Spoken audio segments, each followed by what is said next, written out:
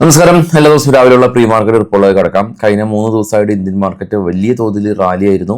3 ദിവസമായിട്ട് India Vicks cool down ആയി, US Vicks cool down ആയി, ഗ്ലോബൽ മാർക്കറ്റുകളെല്ലാം തന്നെ ഈവൻ ക്രൂഡ് പ്രൈസ് ഹയർ ലെവലിലായിട്ട് പോലും മാർക്കറ്റ് പതിയെ പതിയെ മുന്നോട്ട് പോകുന്നുണ്ടായിരുന്നു. പക്ഷേ യുദ്ധം അത് വർദ്ധിച്ചു വരുന്നൊരു അവസ്ഥയാണുള്ളത്. എസ്പെഷ്യലി ഇറാൻ്റെ എല്ലാം തന്നെ ഓയിൽ ഫീൽഡ് കേന്ദ്രമാക്കി ഇസ്രായേൽ വലിയ തോതിലുള്ളൊരു ആക്രമണം നടത്തി.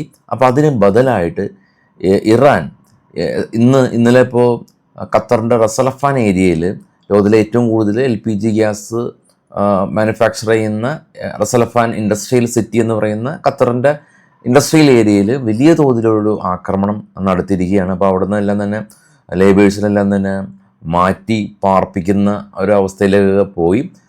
അപ്പോൾ അത് ഓയിൽ പ്രൈസ് വലിയ തോതിൽ സ്പൈക്ക് ചെയ്യാനും ഗ്ലോബൽ മാർക്കറ്റുകൾ ഇന്നലെ വലിയ തോതിൽ ഇടിവ് രേഖപ്പെടുത്താനും കാരണമായിട്ടുണ്ട്.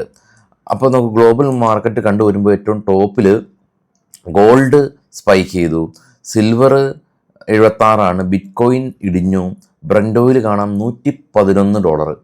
അപ്പോൾ യുദ്ധം ഉണ്ടായതിനു ശേഷമുള്ള ഏറ്റവും കൂടുതൽ ഒരു ബ്രന്റ് ഓയിലിൻ്റെ വിലയിലേക്ക് വന്നു. നാച്ചുറൽ ഗ്യാസും കൂടി. ഗിഫ്റ്റ് ഇൻഡിക്കേറ്റ് ചെയ്യുന്നത് 23,259 നമുക്കുണ്ടായിരുന്ന ക്ലോസിങ് 23,774. ഏകദേശം ഒരു 500 പോയിൻറ്റിൻ്റെ ഒരു ഇടിവ്. ഡോ ഫ്യൂച്ചർ നെഗറ്റീവാണ്. ഓസ്ട്രേലിയ, കൊറിയ, ജപ്പാൻ മാർക്കറ്റുകൾ 2.5% ഇടിവ് രേഖപ്പെടുത്തിയിട്ടുണ്ട്. ഏറ്റവും താഴേക്ക് പോവുകയാണെങ്കിൽ US വിക്സ് ഇന്നലെ ഒരു സിംഗിൾ ഡേ കൊണ്ട് 18% സ്പൈക്ക് ചെയ്തു. നാസ്ഡാക്കും ഡോയും അതിന് മുകളിലുള്ള 3 യൂറോപ്യൻ മാർക്കറ്റുകളും ഇടിവ് രേഖപ്പെടുത്തിയിട്ടുണ്ട്. ഇത് US മാർക്കറ്റിൽ ലിസ്റ്റ് ചെയ്ത ഇന്ത്യൻ കമ്പനികളാണ്.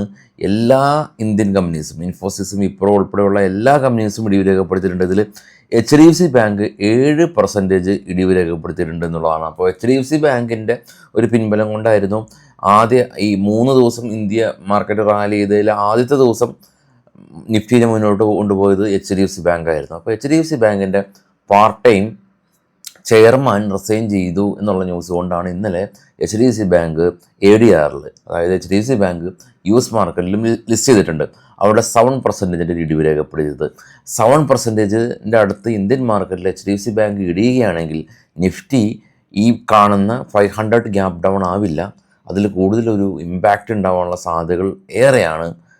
കൂടാതെ ബ്രന്റ് ഓയിൽ സ്പൈക്ക് ചെയ്തു. നമ്മൾ കണ്ടിരുന്നു ഈ യൂറോപ്യൻ മാർക്കറ്റ് ഇടിവിലാണെന്ന് നമ്മൾ കണ്ടിരുന്നു. ഇന്നലെ ഇടിഞ്ഞു അല്ലേ.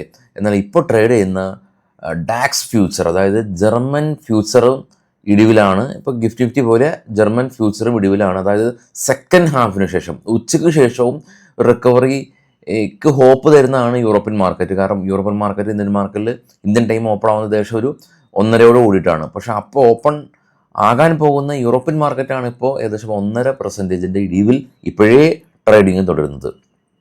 അപ്പോൾ ഇതാണ് അവസ്ഥ.